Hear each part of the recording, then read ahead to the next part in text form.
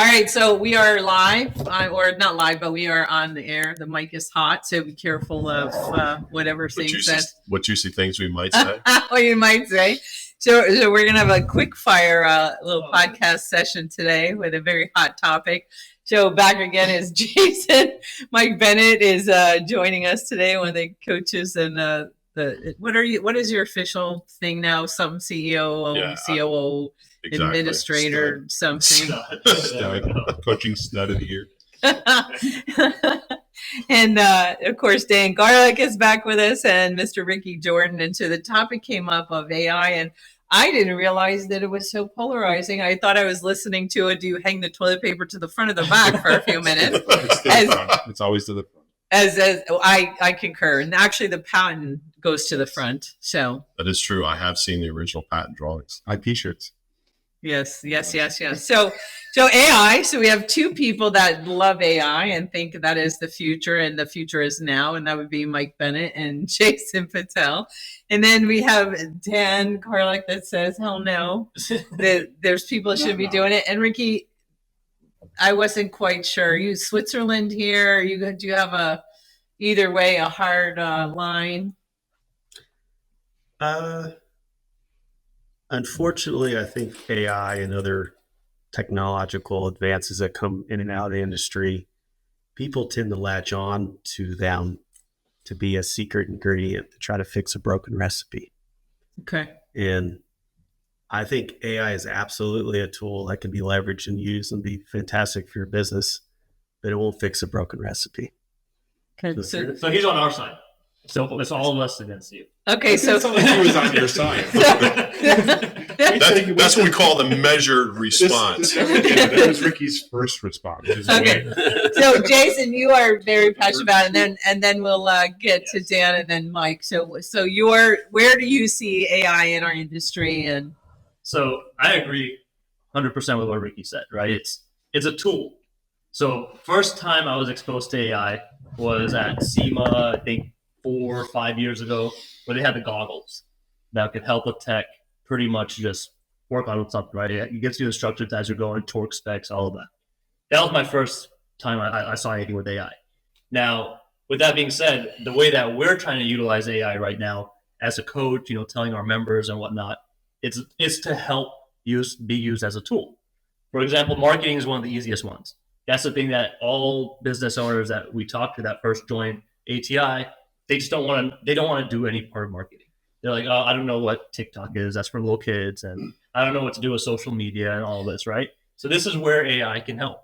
It's trying to bridge that gap and to get them started on fixing that process and be able to use that as a tool to continue fixing and save some time. That's what my stance is on it.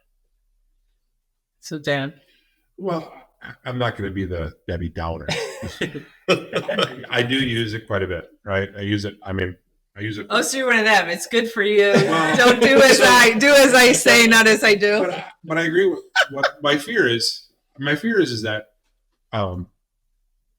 people are looking to it to be the savior of what they're trying to build in their companies, and this is going to fix everything. This is going to fix my customer experience. This is going to fix my business plan. This is going to fix my marketing plan. I think we got to have some realistic expectations of where the focus should actually be, and that's on developing of yourself. Like ChatGPT is a great educational tool. I use it all the time to educate myself on. I have had it build spreadsheets for me through because I don't know the calculations, and I don't want to have to figure it out. So it's quicker, right? And I'm trying to find places to solve efficiency. I think that using it for those types of things that we're talking about is exactly where you should be using it. But realistically, if you have some systematic issues inside of your sales process, there might be some answers in ChatGPT, but I think the bigger issue is, where are you working? And are you working on a keyboard, or are you working with people? And the sales process, I think, what could be a differentiator. I sound like the old guy. I didn't sound like the old guy. But the differentiator for us in the future, we're already experiencing an erosion of customer service in the industry. And I don't know if ChatGPT is going to make that better or worse yet. My fear is that people are going to use like any new technology, not for the good, but for the bad. Customer experience it's not hard. I don't know if we need Chat GPT and some kind of weird, fancy new technology to get this figured out. And we're even seeing it with our digital inspection process. We allowed our digital inspection process to get very cumbersome and actually start working against us. It got too complicated for the average customer. We got very much, and this might go against a lot of that coaching that we've gotten, like make sure you build value in a car and show a lot of good pictures and talk about all the good things. When you go to the doctor, I want to know what's wrong. I don't want to tell you I know what's working well in my body and what's not working well. I want to know what's wrong and how we're going to fix it and how you can help me with that. So in some of that stuff now, we've got really complicated and confusing the real issue why customers are there. And that's a customer experience that I think we got to look at. And if we focus too much on the technology, I think that could go down that same path. So I'm cautiously, I'm gonna let other people experience or experiment and figure this one out. As much as I like being an early adopter of technology, I'm gonna kind of maybe just focus on the human side of the business and making sure that is exceptional before I start bringing in technology that could not fix problems. So Mike Bennett's been living, eating, breathing this for a little bit now. So let's For sure, a little bit. Let's hear him. So the interesting thing is honestly, I don't disagree with anything that's been said because I think each angle is actually very appropriate. The reality is that, if you're looking for AI to be a fix for a deficiency or a broken process, probably not a technology that's going to serve you well long term. I think, quite the opposite of that is, and to the point of customer experience at some points, we have to look into our business and say, what are the things that are currently inhibiting our ability to deliver a quality experience? And there are points in our business in which we have our people that are getting so distracted by process and repetitive things that it's actually pulling those people away from being able to concentrate on that customer experience. If we're talking about just the sales side of life or maybe the admin side of life. And so the reality is, I think that's one of those areas where AI can be a huge benefit, right? It's an efficiency creator. It's really, really good at following your directions and your processes and your procedures. And in essence, what it really does is it builds an efficiency. It's what's called a force multiplier. Instead of one person scrambling to do a job and being stretched really thin, it can be a great assistant that pulls some of those repetitive tasks off of people and lets them really hone in on the things that they do well. I think, there are areas where AI can be really good at bridging gaps in talent, right? We have huge discrepancies in the volume of ATEX and foreman style people, and then, an abundance of lower entry level style personnel that maybe have lesser talents. And you can use AI to kind of bridge that gap a little bit, help answer some of the easier questions so that you can free those foremen up to spend their best time one-on-one with an individual rather than getting caught up in all the administration and not being available for people. So I think the reality is, as much as we thought we were coming to the table for a heated argument of opposing positions, I think we're all in violent agreement, kind of looking at the same problem from a different direction. One of the big things I think is we do have a tendency, and I think most business owners, not just unique to the automotive industry, of looking for that magic bullet, that lightning rod that's going to fix everything. And AI is not that, right? There's a lot of opportunity. I think that's going to be able to enhance what we do. But you brought up DVIs, and one of the things that used to drive me crazy is when somebody was switching from paper to DVI, and they really didn't think it out. They didn't have a process. They didn't research the companies. They didn't know, but they just was like, well, we're not doing good inspections. If you're not doing good inspections, then your people aren't trained properly how to look at the car. The DVI is not going to magically make it better, right? Do I think everybody should be using a DVI? Absolutely. But you have to always have the basics, right? You have to have that foundation. And that's where we constantly fail, because we add all these layers and our foundation isn't solid. So it has to start. To Ricky's point, yeah, you have to start with a solid foundation, and you can't. And we just do it again and again and again. And then as soon as AI becomes boring or it's too hard to ask too many questions. So to your point though, I mean, I think it really speaks to what Dan was saying. So one of the problems that I think, that all small businesses, but we'll speak specifically about ours, is where people are in time as related to the business, right? And so one of the things that we talk about often is, are you in front of your business, right? So if you're a shop manager, or even an owner, if you're in the business trying to be part of solving problems today, and whether that's bringing in technology or just being part of the firefighting crew, the reality is that, you can kind of solve the problem at the moment, but what you're never going to do is spend the time out in front of your business to bring the true value that's going to steer the ship in a different direction, which is I think what you were talking about a little bit, and having to make sure that, as an owner, you're not just getting so excited about this because it's a really cool tool and just, we love to buy our tools though, and they're exciting in the beginning, and then we're like, that's too much setup. I agree with that a lot. Like I really try to push a narrative with my team that, we have to bring solutions to identified problems. You just don't bring solutions to non-problems. That's where you can really screw up process. And AI is a beautiful example of that, to where it can fix some really good identified specific problems. But I really wanted to go through the exercise of where do we have the holes and what tools could plug them. And is AI one of those tools? And we really found it in marketing. When you really get into the higher levels of marketing, you really kind of get floored by the enormity of it. Marketing takes a lot of volume, especially when you're marketing to the digital element, to the platforms themselves, where it requires a lot of content, a lot of reps, and the AI works really well in the arena. And Jason could speak better. It's not even the, speaks to the content. Like, you just have to come up with the content. It's got to be in a format that fits the platform.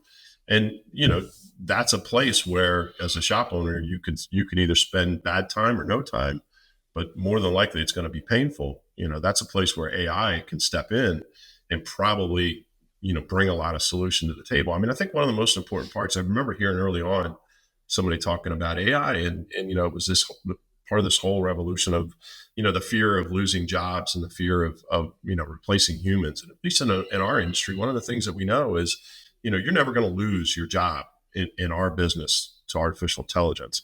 You're going to lose your job, or maybe lose your business, to the person who embraces it, because they're going to be more efficient, and they might be a little more effective, and they might be, a little bit more flexible in their ability to handle adversity. But you're not going to get replaced by it. It's not the magic pill. It's not a silver bullet, but it is a powerful tool that, if you know how to use it correctly, and you can educate yourself and your staff and set it up well, it's the blend of everything perfect, because you can use a rather broad tool like artificial intelligence and give it a lot of context as to who you are and exactly what you do.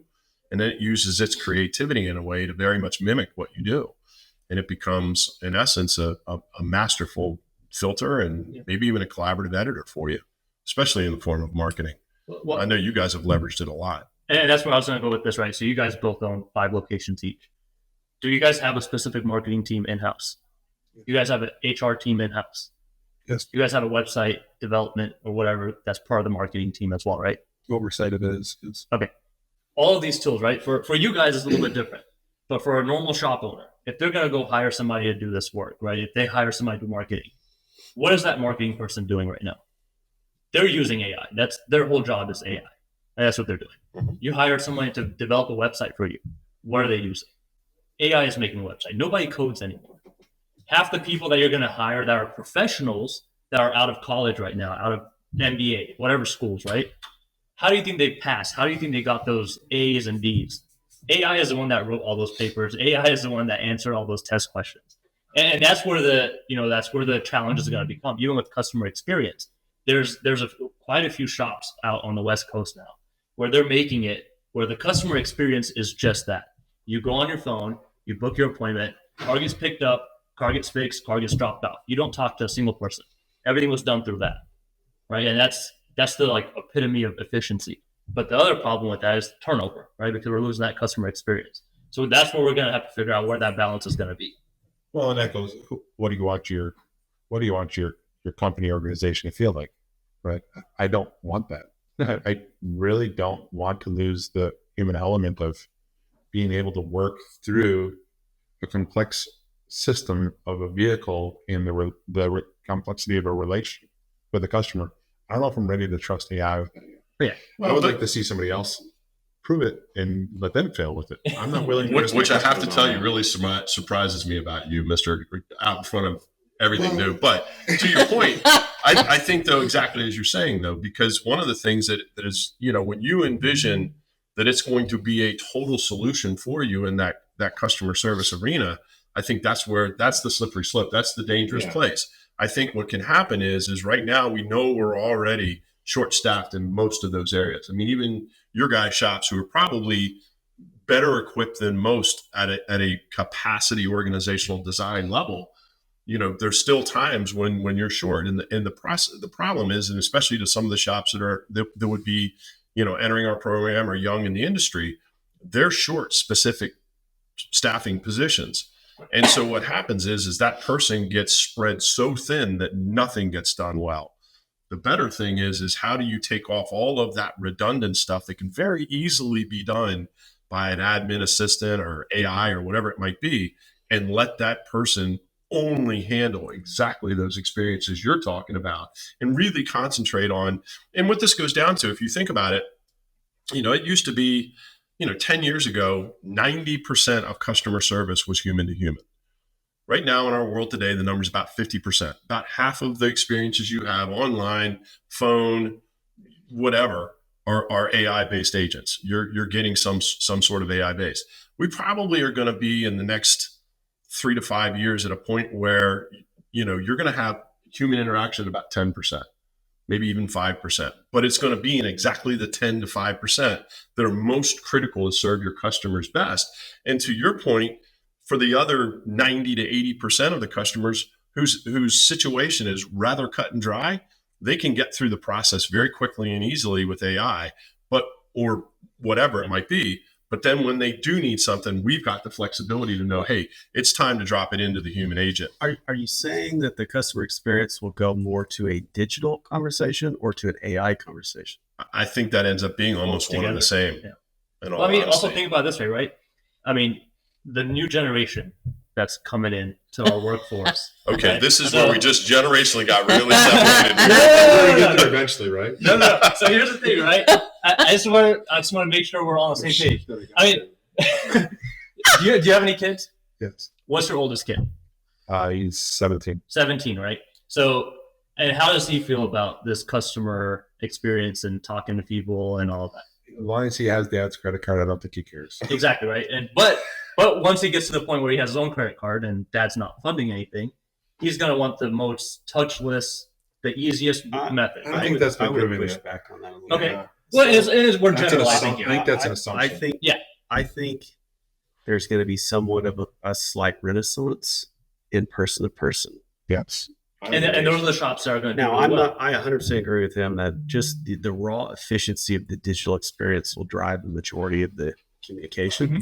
But what I've seen out of my kids that are in that most modern age, to be honest, they're pushovers for the customer experience. Like, so apples to apples, buying online versus buying from a human.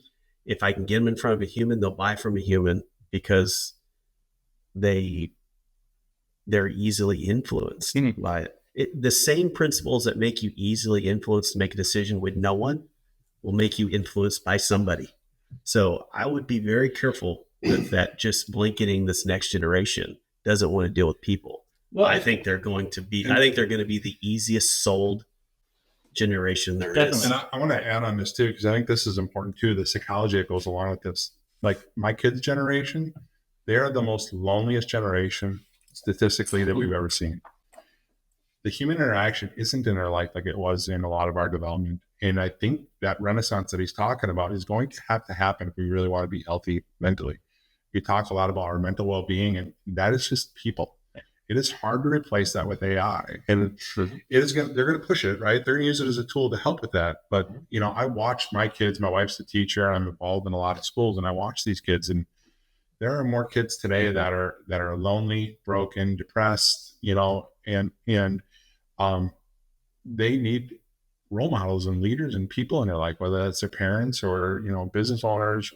I don't know if they may all say that that's what they want because that's what everybody's telling them. That's the easy button. What they need. Yeah, that's the easy button. Yeah, but see, we got sidetracked here, right? So where I was going, we didn't get sidetracked. I think that was exactly. I'm going to say that I see more of Jason, like with at least all the younger people I see in my life and involved, that they want to go online. They don't want to go in a store. They don't want, whether they should or not is a different thing, and whether we need it psychologically and as the human race, but they don't want to go in there and have somebody talking and say, how are you? And how, whatever, like they're rolling their eyes if they even make eye contact. So we got to find a mix because you're going to have I'm going to be willing. He'll push back on this too.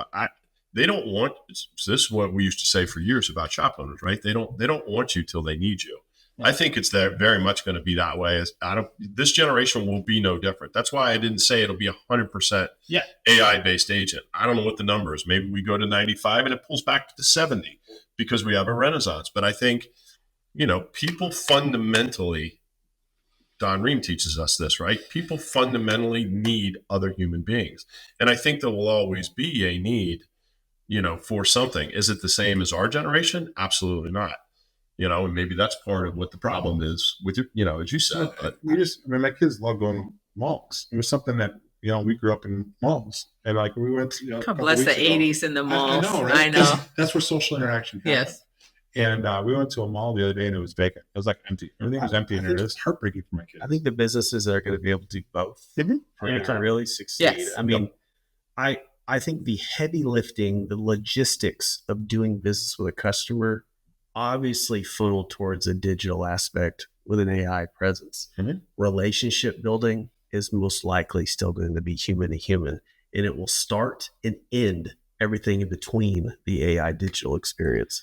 So a shop that goes to a complete digital faceless experience will have a hard time building relationships and become very transactional. Well, that's going to be a niche. And that's going to be a niche because there are the people that want that and they need it for their work. Like I can tell you, for me, with our schedule, I cannot leave during the day and go and get my car. I need to drop it off. I need somebody to text me. But that's not for everybody, right? But the biggest thing to me is how do we find the balance? Because I can tell you right now, I hate when I'm on a chat bot for something, or you ask the bank, says, what are you saying? And I'm like, I want to speak to cousin. And they're like, oh, you want bananas? No, I don't want bananas. I want to whatever. And it just goes on. And just give me a person. When I want access to a person, I want access to a person. I don't want to go through same thing with the phone and touching all the buttons. And so you're going to have both, right? Like you can have the chatbots and you can have those things for so much, but when somebody needs somebody, damn it, I want to talk to somebody. And people aren't even, like, on some of the websites or things I bought, there's not even a phone number to call if there's an issue. Yeah, they don't have the contact us button anymore. There isn't any of that. It's the chatbot and email. So how do we balance that? How do we use their superpowers for good and balance that? So that's the thing. You guys went so sidetracked of what I was saying originally. First of all, what I was saying is this is what people, like, they think they want this, right? Where less human interaction, you can get things done quicker, right? That's where I was going with this. Your kids, eventually my kids, whenever I have them, they're all going to want to find the fastest way to do something, right? Right now, the fastest way to do a lot of these tasks that we're talking about is going to be AI. It's going to continue getting better and better. But to run the AI, you're still going to need a person there. Doesn't matter what. There's no way you're going to be able to fully automate fixing cars. Never going to happen. So where can we use it right now? Like right now in today's business, any size shop, any income level, where can we use this right now that we can balance the human piece and it? So marketing is one of the areas. I think on the last podcast, we were talking about how just being able, as a business owner, being able to spend that time, elevate yourself. Right, you're learning new things. You're becoming better. So for education and development, educational tool, efficiency tool. Exactly. I mean, those are two. I think, and even a training tool, low-hanging fruit right now. I think the piece that you're maybe missing. Exactly. I mean, I think one of the most practical applications that you have now is bridging the gap of lack of expertise. Right. If you don't have somebody who's digitally proficient in marketing, this is something that can bridge that gap. Right. give me a social media post in a format for TikTok, Facebook, Exactly. whatever, with hashtags, whatever, bam, does it for you. Right. So instead of it being, well, I just can't do it, I don't know, it's not that important, you'll be able to use something like this to bridge that gap. I think there's a lot of applications, and now the new custom instructions and the new chat, custom chat GPTs, they really give you the opportunity to create things that functionally are built with your situation, your whether it's a task or it's your business in mind. You can get it so that it begins to think with who you are, and you can frame how you want it to be able to do stuff. So I think you can use it in training. I think you can create modules. You can upload a lot of your best practice SOPs into it that begin to frame the mechanism. And again, what it does is, again, think of some of our models with production leaders, where, if you got to shop a 10 technicians and one production lead, they can't help more than one at a time. 90% of the questions they ask are sometimes just procedural, get me going, clarify something. AI can do that for you. It's but the 50 so instead of 20%, instead of them going on Identifix, you're saying to use AI. You're going to be able that's to. where everything's going to start going, right? So Right. The first shop management system that uses AI, I'll make the service advisors efficient, is going to win the industry. Right? Same with if You're going to meet. it's coming.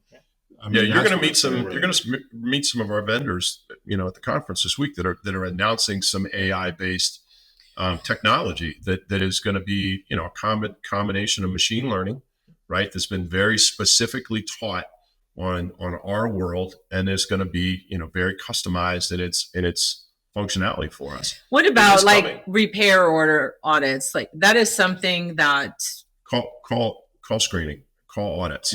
we so lack in that, and there's so many benefits to doing that. It's not to catch anybody doing anything wrong, but to build. There's the really simple stuff to do. Anything that you have a process for, that you have a framework, and you can upload a variant, an example of it, that's the superpower that AI has today. Well, look at coffee shops, right? So what are coffee shops doing right now? They have a camera that has AI enabled, and each barista, they're monitoring how many cups they're making, how much downtime do they have. Walmart, they're seeing who's doing self-checkout, who's shoplifting. I mean, AI is just going everywhere, right? They're making all these tasks, making them more efficient and taking the human aspect out of it because they can make more money and make it more efficient. And we can use AI right now to make a customized shop management software just for your own shop, just for your own processes. Well, maybe you can do that, but anybody can get to that point. I mean, they can get to that point. To be fair, I wouldn't go to bed scared at night that you're not utilizing AI. Oh, yeah, of course. AI is going to come to you in the form of the tools you're already using. The point of sale systems, the merchant services, the technologies that we use in our tools and scan tools, they are way ahead of this, and they have the infrastructure to really leverage it anyway. So AI will come to us in a sense. I don't disagree with that, but what I would say is, like most things that end up happening there, I think in the one place that maybe traditionally we've been we get a little frustrated with marketing, right? If you go to a marketing provider, it's like, well, that's cookie cutter, right? It's not really personalized. I think AI, their engines will begin to fix a lot of that, but it'll still never be as good as the one you built for yourself, right? Because it literally learns your tone, it learns your language and your styles. I think there are things that we'll still be able to do better in hard infrastructure sort of tools. In point of sale systems, you're right. It's funny you said that. Like, we use it quite a bit to answer reviews on Google, to word it up in a sense. And ever since then, it's very obvious that we use it. Yeah. It's very obvious. A super intelligence just answered that question in 13 seconds or less. But the thing is that's the thing. We lived in a world that for the longest time, that was one of the most painful things that somebody in your shop had to do. Yeah. Was to try and answer a review, and the emotional versus the what really happened, and how do I craft the answer the right way. That is probably one of the most simplistic things to build is the AI technology to be able to speak in your voice. And it's going to get better. In a customer service role. That's a pretty easy one to build. I think there's going to be a lot of places where this technology will come forward and really surprise us. And it's like anything. And if we had the marketing guys in here, they would agree, Bobby and George, that listen, if you're doing nothing, certainly going with a provided, box service is phenomenally better.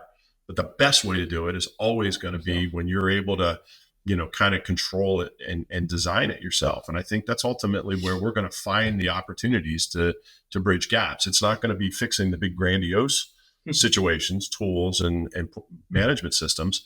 It's going to be bridging the gaps where we're short. Our efficiency is getting killed in the shop because our shop foreman is buried and can't keep people moving. We're getting buried with inconsistency on the phone. Why are we spending this much in a budget and we're not converting? We've got a very low conversion rate, and we don't have somebody that can take the time to sit down and really audit that process out. There's AI tools you can build that will do that for you. Jason, I've been thinking about the baristas. I can't tell you how many times on a shop visit when I go and I sit and observe the shop and I watch how many wasted steps, and not by anybody doing anything on purpose, but the person that does the most transmission services, the machine is across the other side of the shop from where that person is, or silly things like that just helps everybody get so much more production in a way that's not putting a burden on the people. It makes it better for them, right? To reduce the steps or the actions. And I wonder, if there's not going to be a use for that, to have it. But isn't that what we're talking about? It's the mindset of constant improvement. Yes. Right. And not just as AI as a tool, that same shop owner that has we bought a shop, a couple of years ago, and we walked in there and it was obvious why they went bankrupt. Stuff was just not organized in any kind of flow at all. They just didn't have that kind of mindset that efficiencies were important to them. So I think what we're talking about here is if you're a shop owner, you're not thinking about ways to improve and use all sorts of resources around, that's a problem. So AI is just one of those tools, but it starts with the right mindset of constant improvement and having the right focus on what is it that I need to be improving in my shop to make us more profitable, to create the customer experience, to train our staff better. It all starts with that. And there's a plethora of tools out there that a lot of the shop owners unfortunately aren't using right now. Right. AI is just the latest shiny tool that is that is going to be ignored. It's about what's going on between the shop owners' ears and in their own power to influence change for the better in the organization, whether they're grab that or not. The key piece you said there is, what can I be fixing?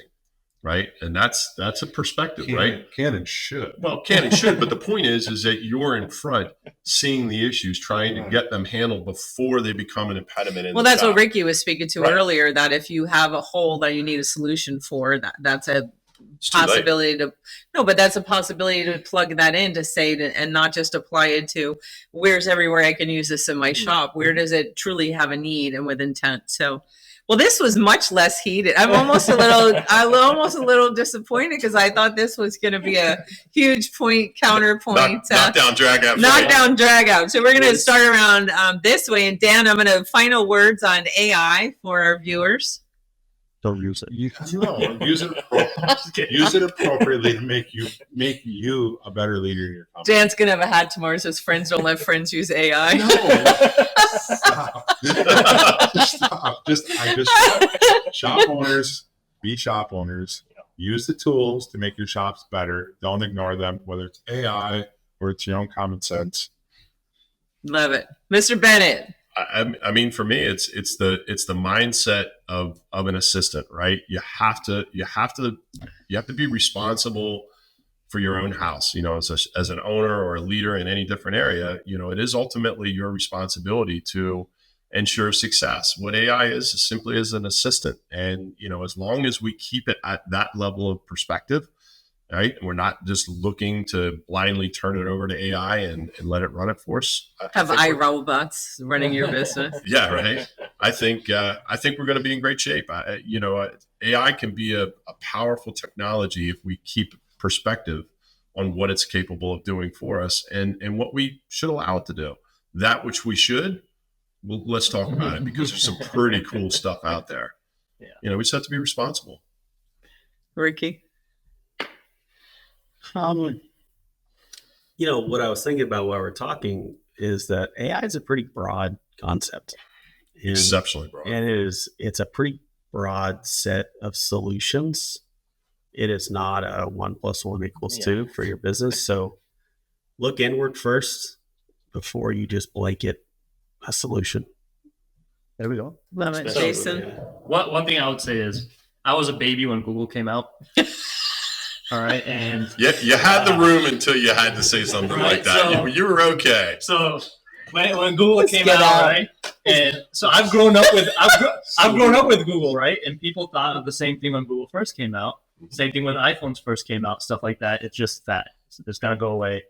I mean, AI is pretty much Google on steroids. It's gonna keep getting better and better. It's 3.0 search. Exactly. So we're gonna keep utilizing. We're gonna see a lot more stuff come out with it. And as it does, I just think that you should at least figure out how you can plug it into whatever needs you might have. But to all of you guys' points, you have to know what you need first. How do you roll a window down?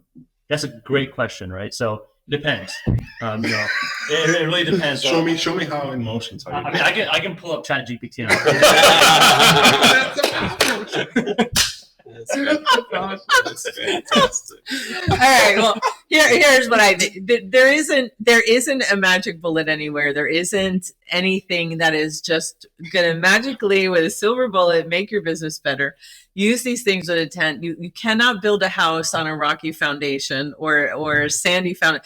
You have to have that solid foundation. And if you can use AI to use Mike Bennett's word, assist you in areas where it can take something off, it can release bandwidth, it can open up some of that or tedious things that we hate doing. Like if I could get a chatbot to bounce my checkbook tomorrow, I would give it the keys to the that's not, I don't know how to use it. So somebody needs to show me how to use it. There's just tedious things in your life, your business, that you can use that to plug in that will free you up to do whatever. But Important work. don't if you don't have any idea what you're doing with something, or you don't have the right people, you don't have the right mindset, you can't turn it over to this because you don't know what the hell you're going to get.